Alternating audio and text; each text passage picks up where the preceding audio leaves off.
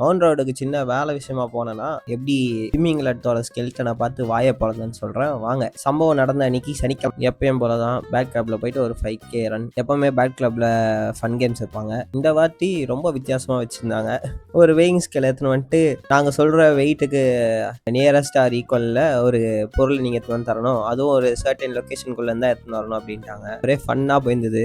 அதுலயும் ஒரு கள்ளத்துக்கின்னு வந்து ஜெஸ்ட் போயிட்டாங்க. அங்கேருந்து பிரேக்ஃபாஸ்ட்டுக்கு எல்லாரும் ஒரு கடைக்கு போயிருந்தோம். அங்கேயும் நண்பர் ஒருத்தர் 12 ரசமலாய் வாங்கினாரு. எந்த கற்பாம்பூச்சி கண்டுபிடிச்சின்னு தெரியல, எதுவுமே நல்லா இல்லை. என்னடா இது நம்மளுக்கு வந்த சோதனை, எல்லாத்தையும் ரிட்டர்ன் பண்ணிட்டு நான் மட்டும் ஒரு காஃபி ஆர்டர் பண்ணியிருந்தேன். அதை மட்டும் குடிச்சிட்டு அங்கேருந்து கிளம்பிட்டோம். போல ராம்ஸுக்கு தான் போயிருந்தோம். கடவுளே வந்தாலும் நான் ரசமலாய் சாப்பிட்றத தடுக்க முடியாதுன்னு சொல்லி பக்கத்துல இருந்த நித்திய மருத்துவத்துல ரசமலாயை வாங்கி சாப்பிட்டாரு. நாங்களாம் டீயை குடிச்சிட்டு அங்கேருந்து அப்பிட்ட விட்டோம். அங்கேருந்து வீட்டுக்கு போனா காலைல கூழ் மட்டும் தான் இருக்குன்ட்டாங்க. சரி, அதை குடிச்சிட்டேன். கொஞ்ச நேரத்துல ரோஷன் கிட்ட இருந்து போனு, வி காட் ஒர்க் அப்படின்னா. என்னன்னு கேட்டா, பெங்களூர் போன ஒரு பெரிய தலைக்கிட்டு வீடை பூட்டாமலே போயிட்டு இருக்காராம். அவர் வீட்டுக்கு போயிட்டு வீட்டை பூட்டிட்டு சாவி எடுத்துன்னு வரணும், அதுதான் டாஸ்க்கு. அது யாருன்னு தெரிஞ்சா நீங்க கமெண்ட் பண்ணிட்டு போங்க, பாப்போம் யாரு கரெக்டா சொல்றீங்கன்னு. அங்கிருந்து இன்னொரு டாஸ்க் இருக்குன்னு சொல்லி மவுண்ட் ரோடுக்கு போனோம். அங்க வேலை முடிய ஒரு கொஞ்ச நேரம் ஆகும்னு சொன்னாங்க. அதனால சும்மா தானே இருக்கும் அப்படின்னு சொல்லி அங்க ஒரு மியூசியம் இருக்கு, அங்க போனோம். நாங்க போன கண்டிஷன் என்னன்னு கேட்டீங்கன்னா, ஒருத்தர் 2 டீ ஒரு சமோசா மட்டும் தான் குடிச்சிருக்கான், தூங்கவே இல்லை. இன்னொருத்தன் ஒரு காஃபி ஒரு டீ ஒரு கப்பு கூழ், 3 மணி நேரம் ஸ்லீப். அங்க பாத்தீங்கன்னா மொத்தம் 6 பிளேஸு.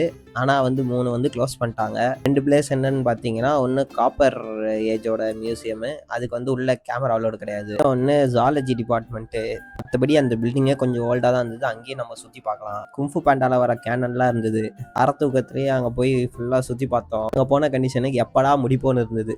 இருந்த டயர்டுக்கு வீட்டுக்கு போனால் ரைஸும் தாலும் தான் இருந்தது.